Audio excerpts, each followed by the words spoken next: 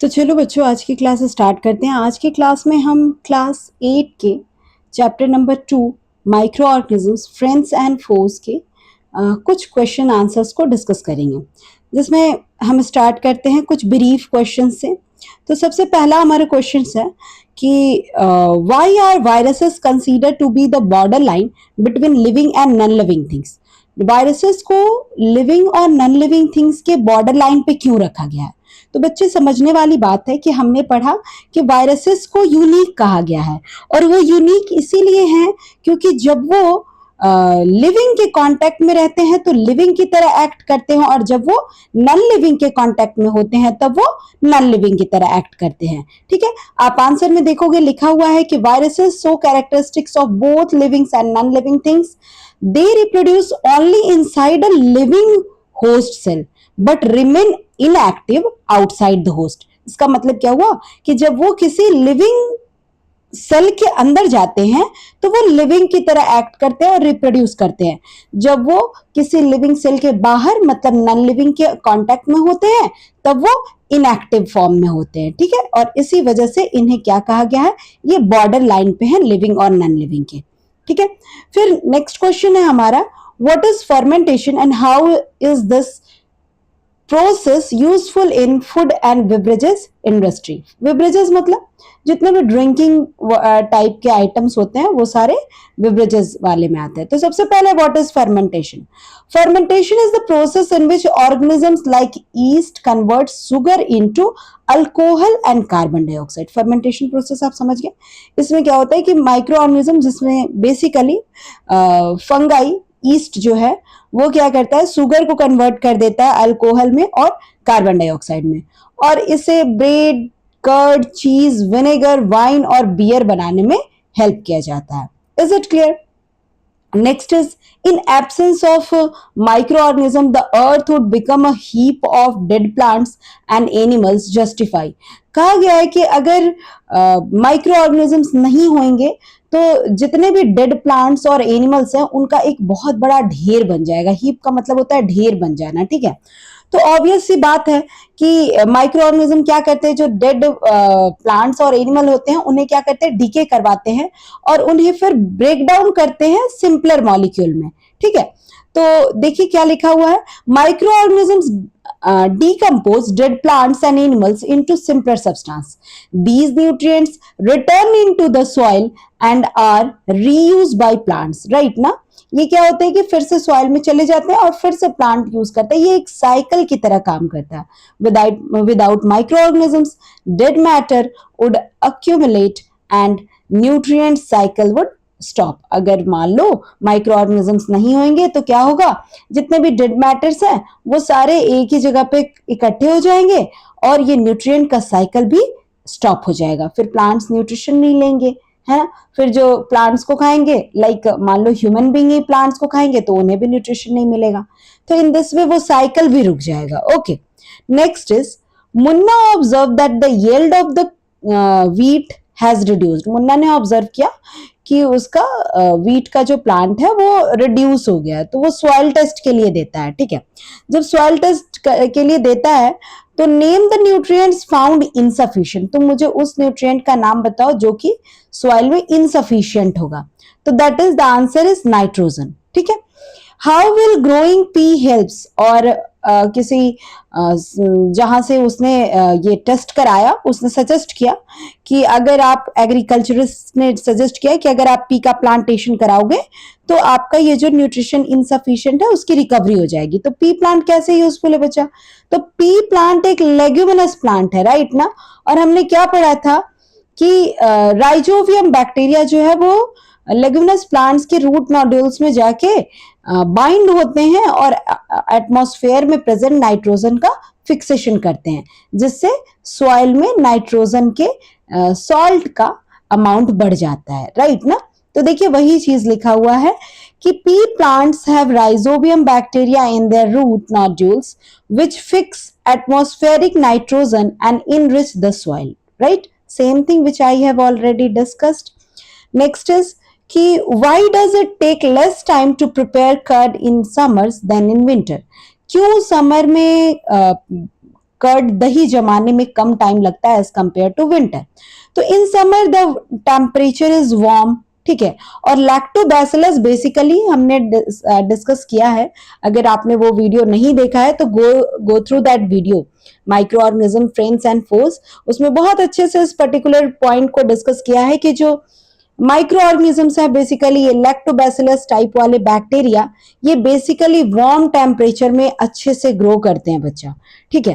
तो समर में क्या होता है कि टेम्परेचर वार्म होता है, ठीक है, तो ये बैक्टीरिया बहुत ही अच्छे से मल्टीप्लाई कर पाते हैं फास्ट, और अगर बैक्टीरिया मल्टीप्लाई करेंगे फास्टर तो मिल्क जो है वो किस में कन्वर्ट हो जाएगा, कर्ड में कन्वर्ट हो जाएगा। नेक्स्ट इज आपको बताना है how are the following disease transmitted, ये पर्टिकुलर डिजीज जो है वो ट्रांसमिट कैसे होंगे। जैसे मलेरिया जो है वो किससे होता है बच्चा, फीमेल एनोफिलीज मॉस्किटो से। कोल्ड, कॉमन कोल्ड जो सर्दी जुकाम है वो बेसिकली किससे होता है, तो हम जब स्नीज करते हैं, कफ करते हैं या फिर डायरेक्ट कांटेक्ट में आते हैं किसी इन्फेक्टेड पर्सन से के, तो एयर ड्रॉपलेट जो है वो एक पर्सन से दूसरे पर्सन में चला जाता है।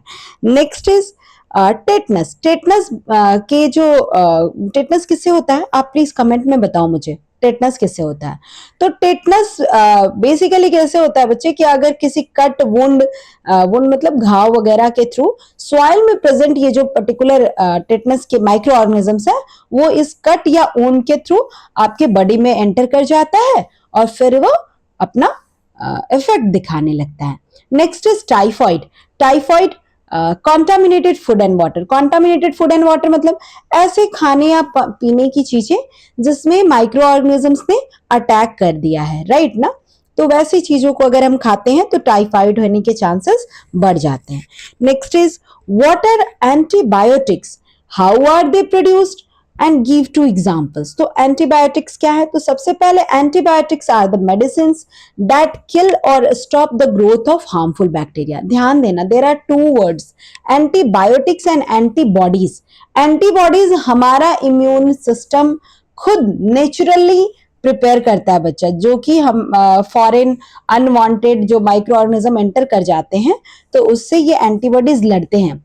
लेकिन जब ये एंटीबॉडी वीक हो जाते हैं तो हमें क्या लेना पड़ जाता है, एंटीबायोटिक नाम का मेडिसिन लेना पड़ता है, जो फिर उन माइक्रो ऑर्गेनिज्म से लड़ते हैं और हमें प्रोटेक्ट करते हैं। They are produce by certain micro organism such as bacteria and fungi. ये कुछ माइक्रो ऑर्गेनिज्म से बनते हैं जिसमें एग्जाम्पल में है बैक्टीरिया एंड फंगाई। एग्जाम्पल में एक पेनिसिलियम है, स्ट्रेप्टोमाइसिन है, और there are many given in your book, है ना, एरिथ्रोमाइसिन एंड ऑल, ठीक है, तो you can note down from your book also. Next, अभी तक हमने बहुत ही ब्रीफ में आंसर किया, अब लॉन्ग टाइप क्वेश्चंस को कुछ देखते हैं, जिसमें पहला क्वेश्चन दिया हुआ है, micro organisms are very useful in manufacturing different food items, explain the above statement. Micro organisms जो है वो काफी यूजफुल है खाना बनाने के लिए, ठीक है, तो इस मतलब खाने के आइटम बनाने के लिए, खाना बनाने के लिए नहीं, खाने के डिफरेंट आइटम्स बनाने के लिए ये काफी यूजफुल है। इस स्टेटमेंट को आप कैसे एक्सप्लेन करोगे, तो micro organism plays a very important role in the preparation of many food products, right ना, हमने पढ़ा लाइक कर्ड में पढ़ा, चीज में पढ़ा, अल्कोहलिक बेवरेजेस में पढ़ा, विनेगर में पढ़ा, एंड इडली डोसा वगैरह जो फ्लफी हो जाते हैं उसके लिए पढ़ा। तो लेट्स गो थ्रू इट। तो फर्स्ट इज कि yeast is used in baking bread and making cakes by producing carbon dioxide which makes the dough rise, है ना, फ्लफी और सॉफ्ट बना देते हैं yeast. Next is lactobacillus converts the milk into curd, ये हमें पता है। नेक्स्ट इज कि सम फंगाई जो है वो क्या करते हैं, चीज बनाते हैं, राइट ना, और योगर्ट बनाते हैं। Yeast is used in the production of alcoholic beverages such as wine and beer. Next is acetic acid bacteria helps in making vinegar. ये सारा everything is given in your book.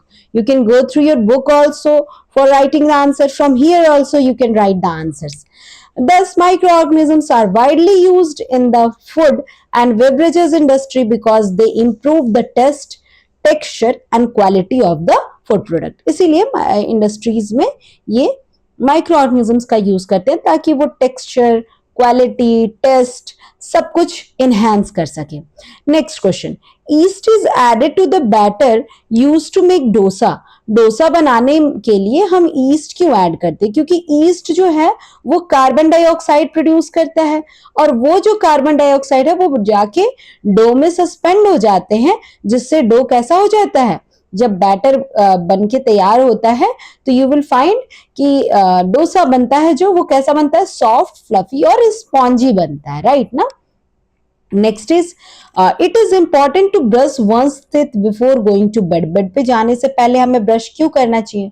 क्योंकि खाने के जो पार्टिकल्स हैं वो दांत में फंस जाते हैं और फिर जो बैक्टीरिया है वो एक्टिव हो जाते हैं और टीथ का जो आउटर इनामेल लेयर है उसे कोरोड करने लगते हैं, और जब इनामेल लेयर जब हट जाएगा तो फिर टीथ क्या होगा, सड़ जाएगा। Same thing is written over here, go through it. Next is reduce the quantity of salt in pickle can cause it to go bad soon। ठीक है, अगर आप पिकल में थोड़ा नमक कम डालते हो तो चांसेस है कि वो जल्दी खराब हो जाए। तो सॉल्ट का काम क्या था बच्चे? सॉल्ट का काम था रिड्यूस द वाटर कंटेंट। तो सॉल्ट इज अ प्रिजर्वेटिव, ठीक है, सॉल्ट एक प्रिजर्वेटिव है, और अगर तुम सॉल्ट कम ऐड करोगे तो माइक्रो ऑर्गेनिज्म का ग्रोथ बढ़ेगा और पिकल जल्दी खराब हो जाएंगे। ठीक है, next is food from puffed और enlarge can should not be consume. जो फूड है पफ्ड या फिर मतलब आप देखे होंगे कि अगर मार्केट से कोई कैन वाला फूड प्रोडक्ट ले आते हो, जैसे रसगुल्ला एंड ऑल जो कैन में मिलता है, अगर उसे ले आते हो तो व्हाट यू विल फाइंड कि आफ्टर अ सर्टेन डे वो क्या होते हैं, वो धीरे धीरे ना फूलने लगते हैं, पफी से हो जाते हैं, बड़े होने लगते हैं, लार्ज होने लगते हैं। तो क्या हमें उसे खाना चाहिए? नहीं खाना चाहिए। तो क्यों नहीं खाना चाहिए बच्चे, यही आपको यहाँ मेंशन करना है। तो कहता है कि उसके अंदर जो खाना है वो जरूर खराब हो गया है, जिसकी वजह से उस केन का साइज क्या हो रहा है, इनलार्ज हो रहा है। Puffed cane indicates the growth of harmful microorganism that produces gas, और वो गैस की वजह से वो क्या होता है, पफ हो जाता है या इनलार्ज हो जाता है, और ऐसे फूड को कंज्यूम करेंगे तो फूड पॉइजनिंग होने के चांसेस हो जाते हैं। When using frozen food items, one should take out only the required quantity. Thawed food should never be refrozen। मतलब अगर जो फ्रोजन फूड आइटम है उसको एक बार अगर बाहर निकाल दिया जाए तो काफी मतलब बाहर रूम टेम्परेचर पे लाकर और वापस उसे रीफ्रोज किया जाए तो चांसेस ज्यादा होते हैं कि वो खराब हो गया है। ठीक है, और इसी बात को आपको क्या करना है, जस्टिफाई करना है। तो रीफ्रीजिंग थॉड food increases the growth of microorganism and make the food unsafe to eat। होता क्या है बच्चे कि जब एक बारी आप फ्रीज में रखते हो तो कूलिंग से हमने पढ़ा कि जो माइक्रो ऑर्गेनिज्म है उनका ग्रोथ क्या होता है, सस्पेंड होता है, ना कि खत्म होता है, सस्पेंड होता है। जैसे ही वो बाहर आते हैं ना तो वो बहुत एक्टिव हो जाते हैं। ठीक है, और अब वो जल्दी जल्दी रिप्रोड्यूस करने लगते हैं। तो जल्दी जल्दी रिप्रोड्यूस करेंगे तो क्या होगा, जल्दी जल्दी स्पॉइलेज होगा। बस that's what we are discussing over here. Next question is how do communicable disease spread, suggest ways to prevent the following disease। अब सबसे पहले तो व्हाट इज कम्युनिकेबल डिजीज आप लिख लेना, स्प्रेड कैसे होते हैं। तो देर आर डिफरेंट मेथड्स, ये सारे मेथड्स को तुम लिख सकते हो, but you can also write about की communicable disease spread by air, contaminated food and water, direct or indirect contact, etc। ठीक है, it is not mentioned over here but you mention in your copy। ठीक है, ये particular mention कर लेना। Next is tuberculosis कैसे होता है बच्चे। तो ट्यूबरक्लोसिस बाय स्नीजिंग, कफिंग, है ना, आप अच्छे से हाइजीन मेंटेन ना करो, ठीक है, गुड वेंटिलेशन ना हो, ठीक है, आप वैक्सीन वगैरह लेके प्रिवेंट कर सकते हो। ठीक है, तो इस तरह से स्प्रेड होता है और इस तरह से आप इसको क्या कर सकते हो, अगर आपको पता हो कि किस तरह से स्प्रेड होता है और उन चीजों को आप प्रिवेंट करो तो पर्टिकुलर डिजीज नहीं होंगी। ठीक है, नेक्स्ट इज एथलीट फुट। इसके लिए क्या करना होगा, ये हाइजीन अगर मेंटेन ना करे इंसान तो फंगस से रिलेटेड ये डिजीज है, राइट। ट्यूबरक्लोसिस बैक्टीरियल डिजीज है।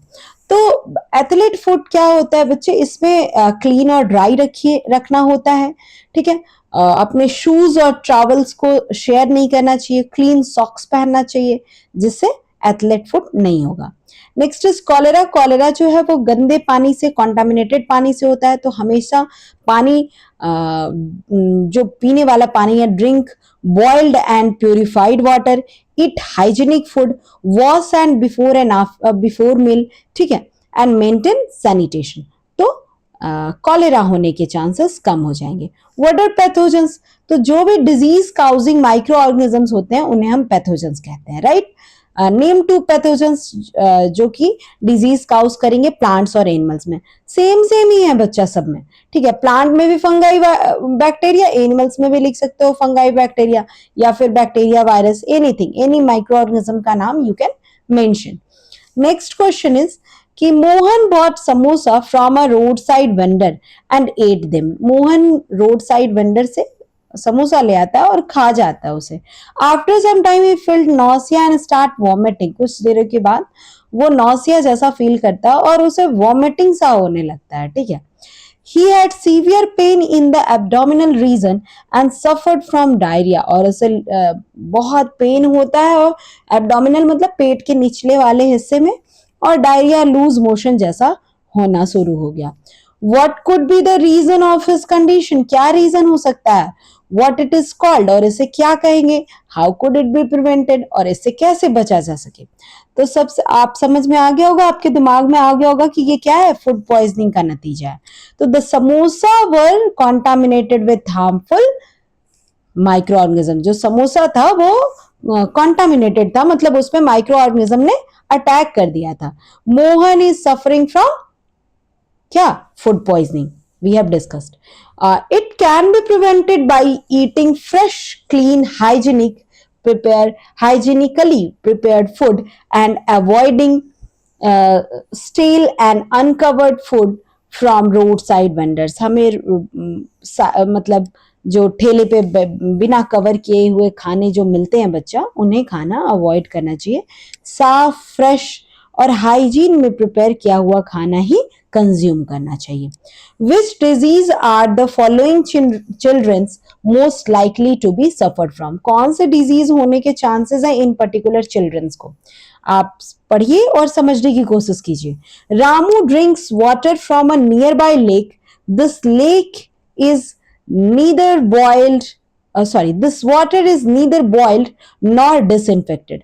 रामू जो है वो गंदे पानी से, आसपास के किसी लेक से पानी पी रहा है, और ना तो ये डिसइंफेक्ट किया गया है, ना तो बॉइल्ड है, तो कॉलेरा टाइफाइड होने के चांसेस है ना, हमने पढ़ा है चैप्टर में। Anshu does not take a bath every day, he maintains poor personal hygiene, ringworm हो जाएगा, है ना। और इसी में बोलता है कि ये बच्चा जो है सॉक्स गंदा पहनता है, तो हम क्या कहते हैं, एथलीट फुट होने के चांसेस हैं। चलिए, Pulkit has been bitten by an infected street dog. ये तो सभी जानते हो, रेबीज हो जाएगा अगर इन्फेक्टेड स्ट्रीट डॉग अगर काट ले, तो रेबीज होने के चांसेस हैं। Sohan is living in an area where mosquito population is very high. Obviously mosquito word सुनते के साथ ही आपके दिमाग में आ गया होगा कि ये मलेरिया और डेंगू की बात कर रहा है, ठीक है। और अगर इसके लिए मॉस्किटो नेट वगैरह, है ना, और इंसेक्ट रेपेलेंट्स वगैरह जो क्रीम्स आते हैं मार्केट में, वो यूज किया जा सकता है। Mohan was with two of his friend who were suffering from cold and cough. अगर किसी मोहन नाम का बच्चा है जिसके दोस्तों को क्या हुआ है, जुकाम हुआ है, तो क्या चांसेस, अगर वो बिना मुंह ढके, अगर उसका दोस्त दिन भर खांस रहा है, कफ कर रहा है, स्नीज कर रहा है, तो मोहन को क्या होने के चांसेस है, ऑब्वियसली कोल्ड एंड कफ, ठीक है। And this are for today. इतने क्वेश्चंस है which we have discussed. Later we will be discussing about the more MCQs, okay, some assertion reasoning questions also. तो धीरे धीरे हम 1 मार्क्स के क्वेश्चंस पे भी देखेंगे, और कुछ और क्वेश्चंस जो एग्जाम पॉइंट ऑफ व्यू से इम्पोर्टेंट है, उनको भी हम डिस्कस करेंगे। For now, if you like the video, do like, comment your queries. अगर आपको किसी भी क्वेश्चन में कोई भी डाउट है, you can comment and we will try to supply the contents. And if you haven't yet subscribed the channel, don't forget to subscribe. So see you in the next video. Take care.